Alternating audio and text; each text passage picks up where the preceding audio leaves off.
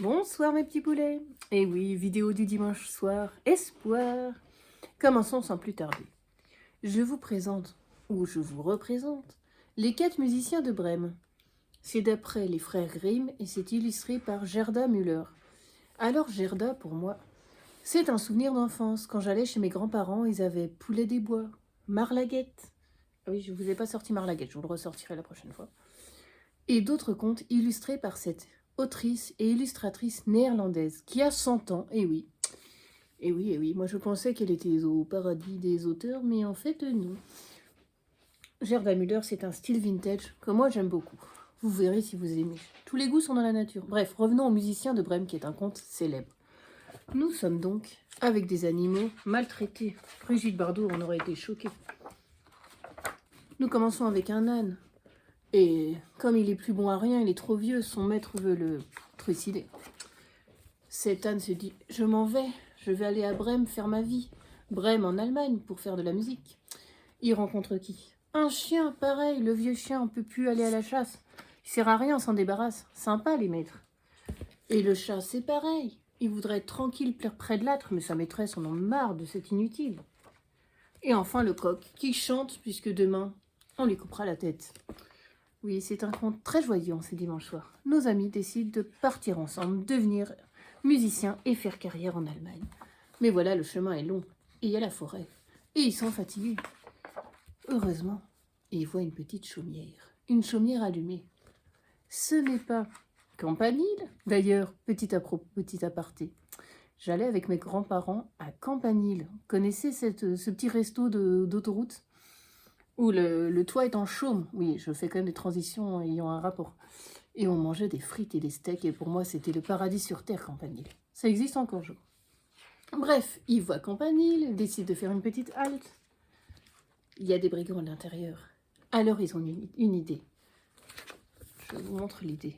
L'âne se met sur ses pattes, le chien sur son dos, le chat sur le dos du chien, et le coq tout en haut.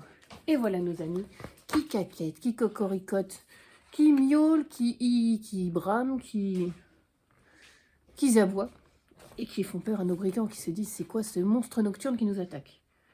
Les brigands s'enfuient, les amis se restaurent, tout va bien. Mais les brigands se disent on nous fait pas ça. Et ils envoient le plus jeune en disant vas-y, va nous débarrasser de ce monstre. Mais dans la pénombre, le brigand va croire se faire attaquer par un monstre terrible. Il se prend un coup de patte de l'âne, le chien lui mord la jambe, le chat le griffe, le coq s'époumonne, et le jeune revient voir ses bandits de frères, d'amis, en disant c'est pas possible, il y a un monstre, on peut plus y retourner plus jamais. Voilà comment nos animaux retraités purent filer une retraite heureuse et tranquille avant de faire carrière à Brême et sûrement animer la fête de la musique. Un conte classique, éternel, les musiciens de Brême. Je vous parlais de Gerda Müller, je vous montre juste un autre conte connu d'elle, enfin, bref, qu'on connaît. Les bons amis, c'est illustré par elle, c'est tout mignon, c'est l'histoire d'un lapin qui trouve une carotte. Et il se dit, parce qu'il est sympa, bah, je vais l'apporter à mon voisin quand même, peut-être qu'il a rien à manger. Il va chez le cheval, et il lui laisse sa carotte. Le cheval se dit, ouais, mais je pense que ça sera mieux pour Mouton. Il l'apporte à Mouton. Et Mouton se dit, Chevreuil doit avoir faim. Ils sont vraiment altruistes, hein. J'emmène ça chez Chevreuil. Le Chevreuil, il est trop mignon. Il a sa petite cape et tout. Il se dit, bah, je vais l'emmener à Lapin, il doit avoir faim. Lapin fait dodo. Et quand Lapin se réveille, sa carotte est revenue. Une histoire de solidarité. Alors, les musiciens de Brême, c'est à lire à partir de 3 ans, je pense. Et les bons amis aussi. Comme quoi, le cercle de solidarité, ça fait du bien. Et on récupère sa carotte. Oui, bon, ça ne veut rien dire cette morale, mais c'est pas grave. Continuons les albums jeunesse, j'en ai pas mal à vous présenter.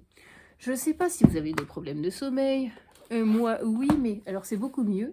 Depuis que j'ai mon ami, les boules qui s'appellent les Loop, L-O-O-P, Loop Dream, non, Loop Quiet, espèce de petit machin, hein. On les sent pas trop, ça fait pas trop mal. Ça atténue le bruit, tout ça, les ronflements, j'en sais rien, les caquettements de l'enfant, enfin ce que vous voulez. Et depuis que je prends aussi un petit médicament pour décontracter la bête. Moi. Bref, sinon il vous reste à compter les moutons. Mais panique chez les moutons de Margarita Del Mazzo et Guridi chez Petit Glénat. Oui, parce que vous connaissez l'adage.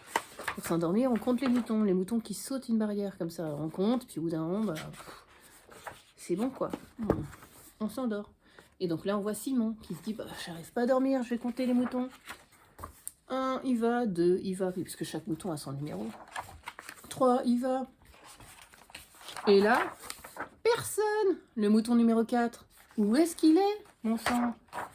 Eh ben, il est là, et il veut pas venir, il en a marre de sauter, c'est toujours pareil, faut sauter, ça m'ennuie, je veux du changement. Relou le mouton. Mais allez, allez. Et tout le monde est là, saute, saute, saute, saute.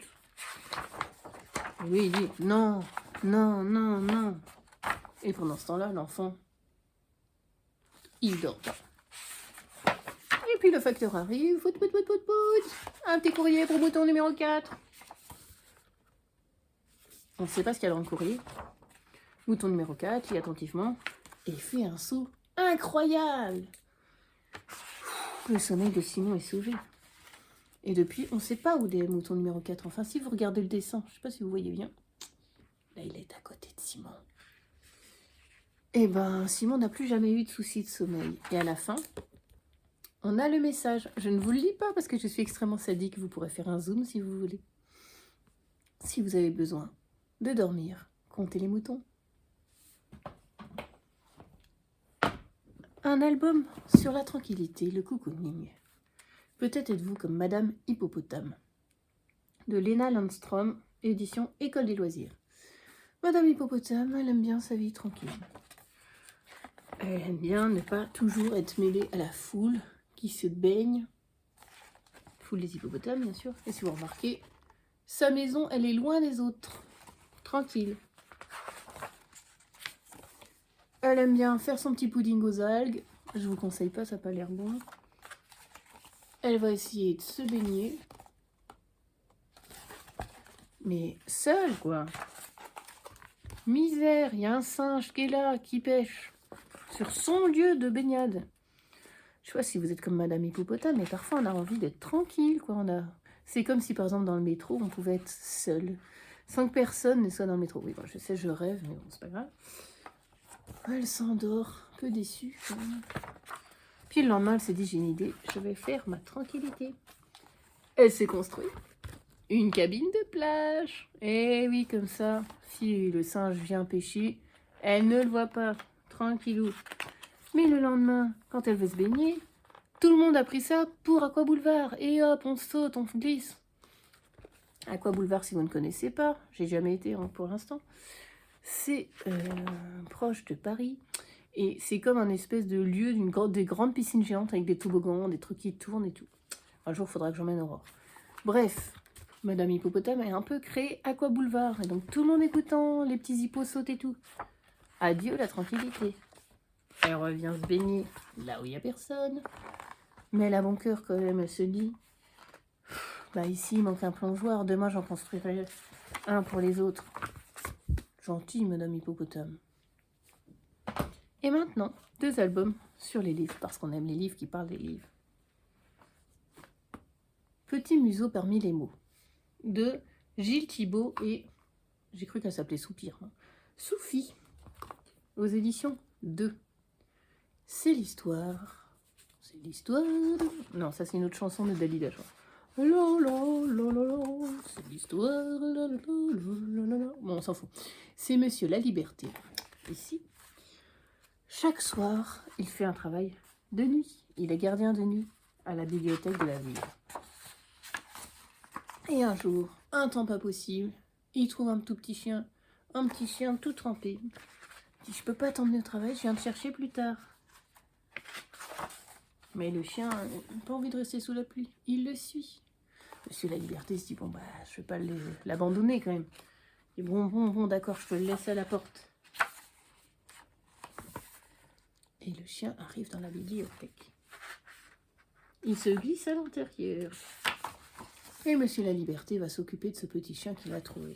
Il va le nourrir, il va le soigner, il va le laver. Et chaque nuit, quand il fait son travail, le chien aide aussi.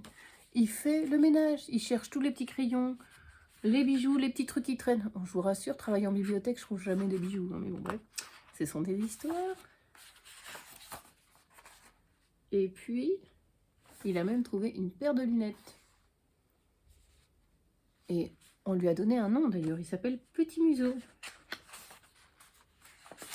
Et le chien, il essaye de regarder le livre, hein. Mais il sait pas lire là. Il aimerait bien qu'on lui raconte des histoires. Alors il regarde les livres, Monsieur la Liberté et lui. Et puis il lui dit, allez, raconte-moi une histoire, dans son langage de chien. Et là, le monsieur est embêté, il lui avoue un secret. C'est le gardien de la bibliothèque, mais il ne sait pas lire. Les dessins sont absolument magnifiques. Alors, il décide, j'adore la tronche du chien, il décide d'apprendre à lire pour comprendre les mots, pour comprendre les livres. Et comme ça, il pourra raconter des histoires à Petit Museau. Cet album est sublime, un petit album tendre sur la lecture, l'amitié. Un autre un peu moins mignon, c'est l'ours, les livres de l'ours. Ça fait partie des histoires, l'ours et l'enquiquineuse. L'ours et l'enquiquineuse, l'invité surprise, l'anniversaire de l'ours, le rhume de l'ours. Je crois que je vous ai déjà présenté l'ours. C'est le rhume de l'ours. C'est un ours bourru. C'est de qui? Bonnie Baker et Cathy McDonald Denton. Ah oui, c'est l'ours et l'enquiquineuse, c'est un peu la série. Et voilà notre ours, toujours dérangé par la souris. Dans les albums jeunesse, il y a souvent des duos. Un râleur, un peu pantouflard et un petit dynamique. Et l'équilibre se fait bien. Vous savez, comme au cinéma, dans La Chèvre, ou comme dans d'autres films où c'est un duo, il y a toujours un boulet et un mec un peu nerveux, mais finalement, ils s'apportent mutuellement, ces personnages. L'ours tranquille lit son histoire de cornichon. Ah oui, il a 3 livres sur les rois et les reines, 3 sur les abeilles et 1 sur les cornichons. Et il pense que ça suffit. Mais bien sûr. Et là, la souris lui dit, on avait dit qu'on allait à la bibliothèque, on y va. Bah, c'est pas la peine, j'ai tout ce qu'il me faut. Allez, dit souris. Alors l'ours met ses pintins roulettes. J'avais la même chose quand j'étais petite. Je pense que ça n'existe plus, c'est un peu mortel comme truc. Vous savez, des patins roulettes en métal, avec des roues, avec des espèces de lanières, pas de frein, et ça roule extrêmement vite. C'est un peu, vous fermez les yeux, faites votre prière, vous mettez vos patins roulettes et vous espérez vous arrêter un jour ou trouver un poteau pour vous tenir en bas. Bref, ils arrivent à la bibliothèque. Et là, l'ours, qu'est-ce qu'il fait là? C'est un peu grotesque, il y a trop de livres, il est pas très bien. Alors la souris dit, attends, je vais trouver un livre sur les cornichons, dit l'ours. Je sais pas si c'est passionnant les livres de cornichons, mais... Et à chaque fois que la souris va lui ramener quelque chose, un livre sur les vaisseaux spatiaux, sur les canoës en bois, il est pas content, il fait sa colère, il se met à hurler dans la bibliothèque. Et tout le monde sait bien, on ne parle pas fort dans les bibliothèques, on est tranquille tout de même.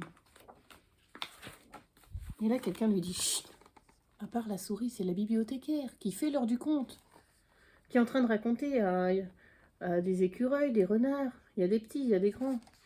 On lui dit, mais doucement quand même. Bon, l'ours avec ses l'autre veut s'en aller. Mais quand même, il commence à écouter, la bibliothécaire raconte de l'autre côté. Et ça l'intéresse quand même, il voudrait savoir qu'est-ce qui se passe avec l'ours le plus courageux du monde et le trésor.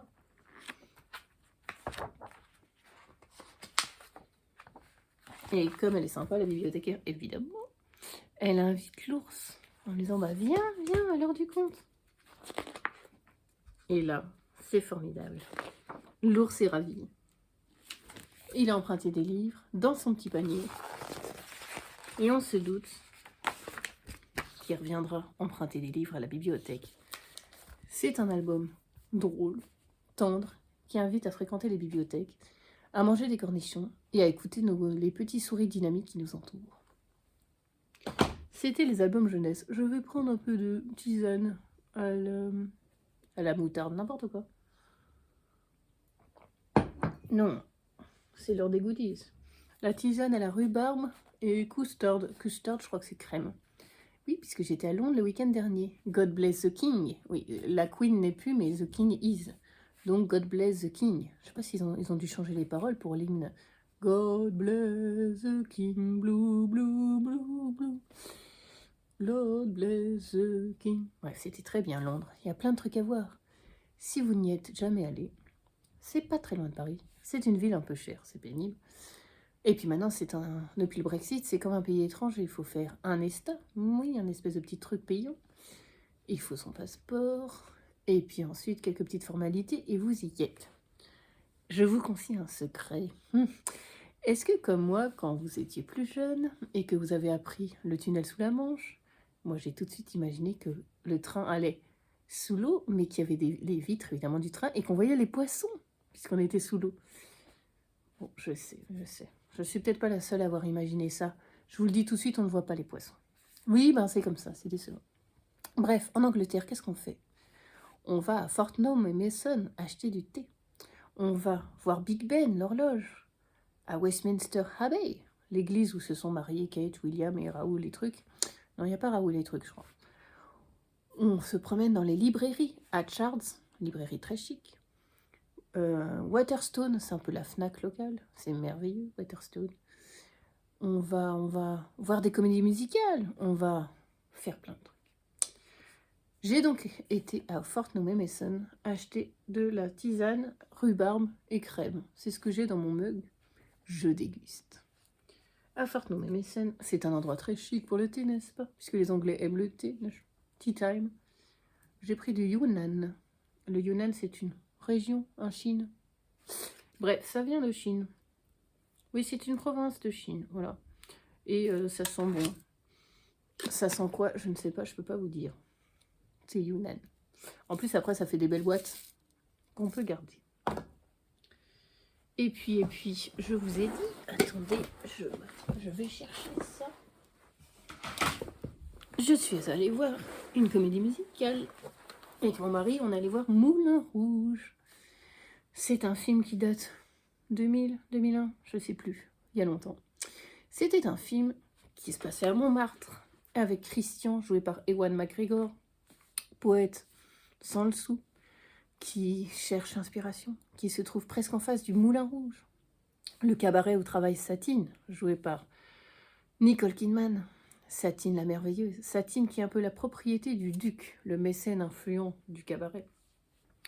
Satine qui est malade, Satine qui n'est pas vraiment libre. Et Christian, le jeune poète, il est plein d'illusions. Il tombe amoureux de Satine, il pense que c'est le grand amour, qu'ils pourront vivre ensemble. Vous regardez le film avec ces deux acteurs très très bons. D'ailleurs, ils chantent aussi, ils sont très talentueux. Alors, c'est un film de Baz Luhrmann. Alors, Baz Luhrmann, si vous ne connaissez pas, c'est le réalisateur qui a fait aussi Gatsby le Magnifique, qui a fait... Est-ce que c'est lui qui a fait Roméo plus Juliette, je crois, avec DiCaprio et Claire Danes. Il aime bien quand ça tourne, quand c'est paillettes, quand c'est fou. C'est bien, mais un peu kitsch. Mais on aime. Bref, la comédie musicale était géniale. Les chanteurs avaient une voix sublime. Bon, le son, vous décollez l'oreille. J'avais mis mes boules qui est pour atténuer un peu et j'avais déjà les oreilles qui chantent. Bon. Je ne comprends pas ce niveau sonore dans les cinémas et les spectacles. Pourquoi si fort? C'était très bien, c'était très beau. Et ils disent Moulin Rouge. Et ça, c'est drôle. Bref. Découvrez la comédie musicale si vous ne connaissez pas, si vous aimez ça. Parce qu'à Londres, c'est un peu une industrie. Il y a tous les prix pour les comédies musicales. En ce moment, la folie, c'est Paddington. Oui, vous savez, le petit ours qui vient du Pérou. Ils ont créé une comédie musicale. Je pense que c'est plutôt pour les enfants. Bref, si vous voulez aller à Londres, n'hésitez pas à me demander. J'ai eu la chance d'y aller plusieurs fois. J'aurais peut-être des bons plans à vous conseiller. Ça, c'était pour les goodies londoniens. Et attendez, le carnet Waterstone. Admirez-moi ce carnet-livre. Un aimant. On ouvre. Carnet à ligne, comme tout digne carnet qui se respecte. Et on ferme. C'est chic, hein. En plus, Waterstone, ils vendent tout style de carnet à des prix très divers et très abordables. Qu'est-ce que j'écrirai dessus? On ne sait pas encore. On aime les carnets. On n'a jamais assez de carnets. Je remercie Vinciane, une amie qui est en Jordanie actuellement, et par ses parents qui sont venus la voir, m'a transmis mon cadeau de Noël. Chic, hein? Jasmine Body Oil Candle. C'est une bougie, parce que candle c'est bougie, oil c'est huile, et jasmine ça veut dire jasmin. Ça hume très bon. Et c'est fait par une association de femmes réfugiées, irakiennes et syriennes, si j'ai bien suivi ce qu'elle m'a dit. Merci Franciane, j'adore les bougies. Reprenons, c'était la pause goodies. Maintenant les romans. Reprenons un peu d'adrénaline. Quand ils viendront, de René Manzor, aux éditions Calman Levy. Noir, ça veut dire Calman Levy, c'est les classiques. Calman Levy noir, c'est comme Actes Sud noir, c'est les polars. René Manzor, oui, ça fait un peu Albator, ça fait un peu, je sais pas, Godzilla. Ça fait bizarre, hein.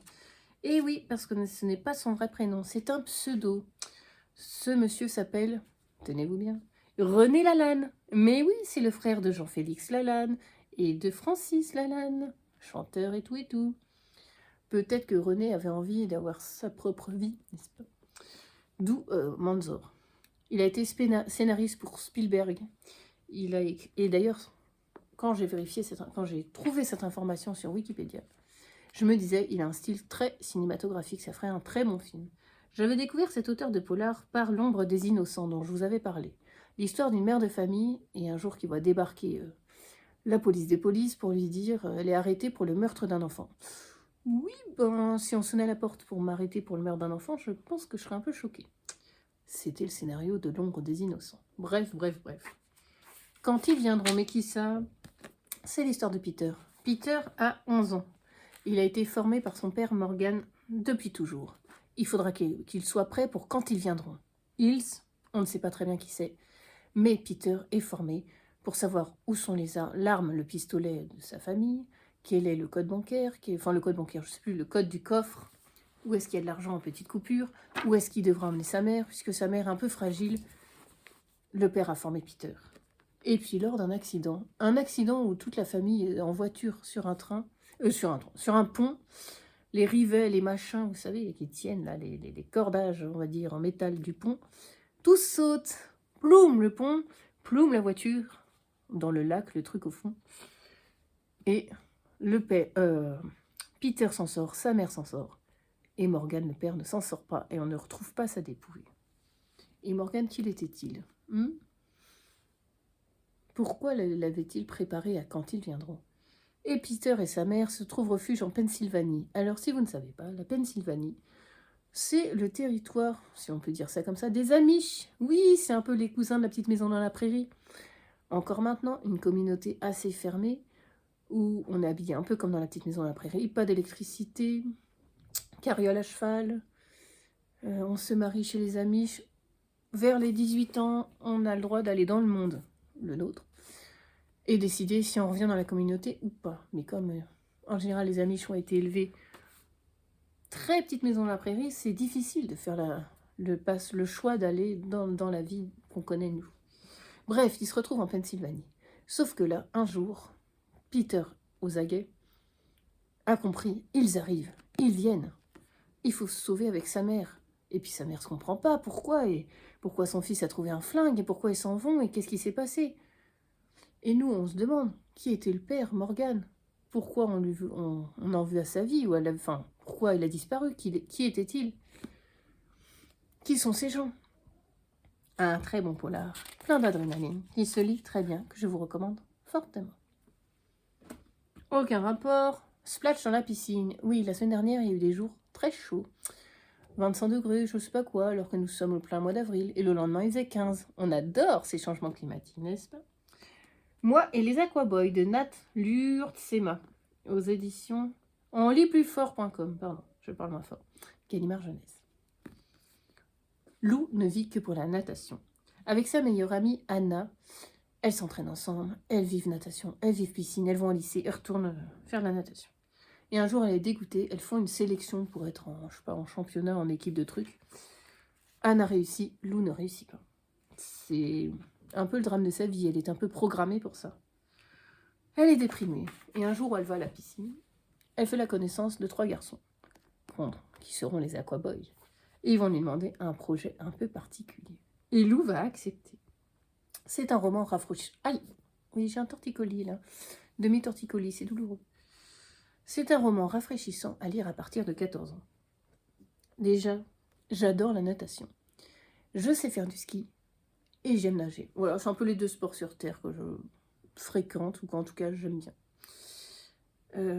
En natation, je vous recommande le film Welcome. Vous connaissez ce film avec... comment il s'appelle? Évidemment, ça va pas me revenir. Vincent Lindon. Lindon. Dans Welcome, bienvenue. C'est un film sur les migrants. C'est l'histoire d'un jeune migrant qui a quoi? 12-13 ans. Un ado en gros.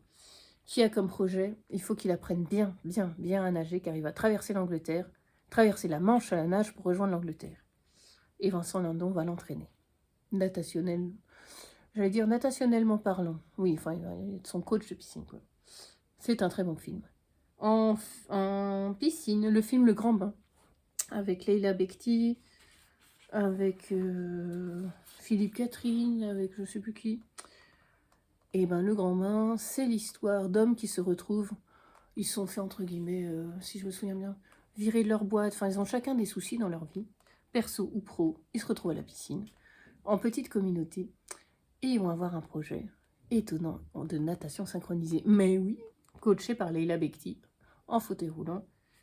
J'adore Leila Bekti, elle joue comme une déesse, cette femme a l'air superbe, une belle âme, une belle personne, une femme merveilleuse, bref. En piscine, il y a aussi Les crevettes pailletées, il y a 2 films. C'est aussi une histoire de natation synchronisée avec des acteurs, tous styles confondus. Et c'est très drôle. Ça, c'était pour la piscine. Oui, j'adore la natation, on s'en fout, je l'ai déjà dit. Et enfin, je vous recommande le roman Butterfly et l'adaptation sur Netflix en film Les Nageuses. Je ne sais pas si ça y est encore. C'est l'histoire vraie de Yousra Mardini, que vous pouvez trouver sur Instagram. Une jeune fille qui a maintenant 20 ans peut-être. Une jolie jeune fille syrienne qui était nageuse. Elle s'entraînait avec son père et sa sœur Sarah. Et puis Bachar al-Assad, et puis la guerre en Syrie, et puis la piscine est bombardée, et puis il faut se sauver. Et puis les 2 filles décident de partir ensemble. Aidées par un cousin plus ou moins, elles devront migrer pour rejoindre la Grèce. Je crois au début elles veulent aller en Grèce. Mais, comme souvent dans les histoires de migration, elles sont sur un canot. Les passeurs sont véreux, le canot est pourri, le canot va peut-être couler. Les 2 filles décident de sauter à l'eau et de pousser le canot. Pendant plusieurs heures, elles vont utiliser leur talent de nageuse de compétition pour pousser ce canot et sauver les gens pour arriver en Grèce. Et ensuite, par la suite, elles arriveront en Allemagne. Elles trouveront un coach pour participer aux Jeux Olympiques. Et Yousra Mardini a participé aux Jeux Olympiques de Rio, je crois, en tant qu'athlète olympique. Désormais, elle ne fait plus partie de l'équipe de natation olympique. Elle fait sa vie. Je crois qu'elle est mannequin, ou en tout cas, elle travaille pour des marques de beauté, des Prada, des trucs comme ça. Et dans Butterfly, Papillon, c'était son histoire. Elle racontait tout ça, toute cette histoire-là.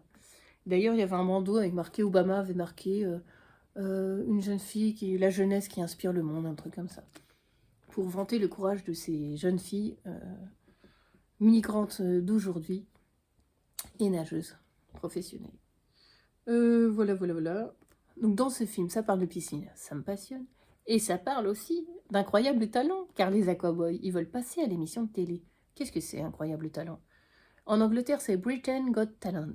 America Got Talent, en Amérique. Et en France, la France a un incroyable talent. Oh, bon, voilà. Incroyable talent, c'est vous, c'est moi, vous allez à l'émission. Et puis vous passez, montrez votre talent. Moi, ça pourrait être le corbeau, par exemple. Vous, je ne sais pas, mettez-moi en commentaire ce que vous aimeriez présenter comme incroyable talent. Et le jury, composé de 4 personnes, vote si votre talent est incroyable ou pas, s'ils ont décidé de vous coacher et de vous soutenir dans votre talent. Et en Angleterre, et peut-être en Amérique aussi, dans le jury, il y a Simon Cowell, qui a un jury hyper connu, assez exigeant. Et donc, les Aquaboys veulent passer un incroyable talent, et ils vont demander à Lou de créer une petite chorégraphie. D'ailleurs, entre nous, je me remets à regarder Incroyable Talent, Britain Got Talent, sur Instagram, les vidéos des gens qui chantent, qui font des trucs fantastiques. Ça me fascine. Bref, lisez Moi et les Aquaboys. Suivez les aventures aquatiques et festives de nos héros. C'est un livre pour ados très sympathique, rafraîchissant, qui donne envie de faire plouf avec talent. Et je finis par un livre cocooning. Merci Isabelle Sunshine, qui se reconnaîtra, qui m'a prêté ce livre. Le café des âmes sensibles, de Fanny Marie Gufflet, édition Jouvence. Oui, ça genre, ça vous régénère la peau, la Jouvence, non? C'est l'histoire de Chloé, qui est bibliothécaire. J'adore les histoires qui parlent de livres de bibliothécaires. Et un jour, Chloé, ça c'est moins drôle, s'effondre au boulot, burn-out, on l'emmène, les pompiers l'emmènent, hospitalisation, tout ça. Sa sœur jumelle lui dit, écoute Chloé, t'as toujours fait comme si tout allait bien, t'as fait ton petit soldat courageux, ça va pas, faut que tu l'acceptes, fais un peu ce que t'as envie de faire depuis toujours, réalise tes rêves. Et Chloé a un rêve, aller au Canada. Et c'est parti, elle décide d'écouter sa jumelle, de s'écouter pour une fois, et de partir au Canada. Et elle va découvrir le café des âmes sensibles. Oui, je sais pas comment Céline Dion dirait, mais en ce moment, Céline Dion a des soucis parce qu'elle essaye de valider les places des gens, et comme il y a des millions de gens qui veulent la voir et que le site bug, vous avez réussi à avoir une place pour le concert de Céline Dion? Mon mari a essayé, il était 50 millième, enfin bref. Compliqué, il fallait déjà être accepté pour accéder aux préventes, ensuite que le site marche, ensuite ne pas être 50 millième, et ensuite ne pas avoir des places à 400 000 dollars. Bref, le café des âmes sensibles, c'est un endroit où Chloé va se rendre. Et elle va... Ah oui, c'est ça, elle va travailler dans ce café. J'aime bien, je l'ai lu genre avant-hier, je sais déjà plus. Elle se rend dans ce café-là, et c'est un café où il y a plein d'aventures, d'événements culturels. Et petit à petit, les gens viennent écrire dans ce café. Écrire pour se libérer, coucher sur le papier tout ce qui leur sort par la tête. Se réinventer, inventer des histoires. Sport de café, comment dire, un peu... café-thérapie, quoi. J'ai adoré ce roman, qui m'a parlé à 1000%. Chloé est bibliothécaire, moi aussi. Chloé est très sensible, moi aussi. Chloé fait un burn-out. Je n'ai pas fait de burn-out, mais j'ai eu des moments bien difficiles où... Compliqué le travail, compliqué d'être motivé, compliqué... Tout le monde a l'impression que ça va, je suis le petit lutin du siècle, et en fait, à l'intérieur, le petit lutin est une petite coquille brisée. Bref, compliqué de trouver sa place, d'être paisible, pas trop de stress, d'être bien au travail. Ça, c'est un sujet énorme pour tous les gens qui travaillent d'ailleurs. Je me suis retrouvée dans le Canada. J'ai toujours rêvé d'aller dans ce pays. J'y suis allée 3 fois, au moins 2 fois. J'y suis allée en été. Un jour, j'aimerais y aller en automne, parce que ça doit être magnifique, les forêts du Canada. Et en hiver, bon, bien couvertes, parce que ça doit cailler. Hein. Et parce qu'ils ont l'air cool, les Canadiens. Dans ce livre, Chloé découvre que on fait confiance au Canada. Quand elle loue son Airbnb, son truc, elle arrive, les clés sont laissées, machin, personne ne vérifie quoi que ce soit. On fait confiance, on est tranquille. On n'est pas là en train de juger son voisin, etc. Donc le Canada, et puis le café, j'aime le café, et les cafés-librairies. Coucou Émilie, je sais pas si elle regarde la vidéo. Avec une amie, on avait décidé que quand on serait à la retraite, ou enfin plus tard, on ferait un café-librairie. Ce concept est génial. Vous buvez une boisson chaude, un café, un cappuccino, ce que vous voulez, un thé, avec un livre. Merveilleux. Ne pas renverser la boisson chaude sur le livre. En France, j'ai pas l'impression que ce soit tellement courant. Quand j'étais au Canada, j'avais pu aller dans un petit café librairie. J'ai l'impression que chez les anglo-saxons, c'est plus courant en fait de faire ça. Et puis voilà. Et puis l'écriture, et puis le travail sur soi, et puis savoir qui on est, et comment on avance. Et trouver le fun, comme on dit au Canada. Oui, j'adore cette expression. C'est un roman très sensible, très bien fait. Cocooning, cosy, qui fait du bien à l'âme. Petite question, est-ce que vous aimez lire au café? Je sais que Rose le fait. Coucou Rose. Est-ce que vous aimez écrire dans tes carnets? Et si vous écrivez quoi dans vos carnets? Votre liste de courses? Les livres que vous avez lus? Vos pensées avant de dormir? Dites-moi ça si vous avez envie. Vos gratitudes? Moi je le fais maintenant. Les choses positives de ma journée, et ben ça permet d'essayer de se mettre bien pour dormir. Participez-vous à un atelier d'écriture? Êtes-vous déjà allé au Canada? Racontez-moi tout ça. Et alors oui, cette maison d'édition Jouvence, ils ont des titres super cool. Je vous en lis quelques-uns, ça donne envie, n'est-ce pas? Alors, Gna, gna, gna, gna.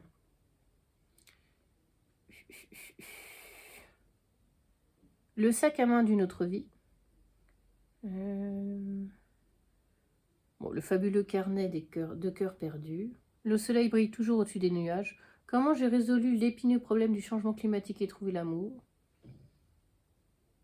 Le charme des fantômes trop bavards. Marguerite ou les confidences d'une boîte à chaussures. Ça donne envie, hein. Donc je sais qu'Isabelle Sunshine va en acheter un autre. Et elle me prêtera, c'est trop gentil. Merci, merci. Lisez-vous des feel-good, aimez, et que me conseillez-vous comme auteur, autrice et feel-good? Moi, si vous aimez ce genre de roman un peu détente, un peu aussi développement personnel, ne nous cachons pas, je vous conseille Jenny Colgan, qui écrit sur l'Écosse souvent. Ça se lit très bien. La petite boulangerie du bout du monde, la charmante librairie, là elle en sort un bientôt. Il y a Sophie Kinsella, c'est l'accro, est-ce que c'est elle? L'accro du shopping, oui bien sûr, qui nous a quittés, Sophie Kinsella, c'est trop triste. Le Diable s'habille en Prada, Lorraine Weisberger.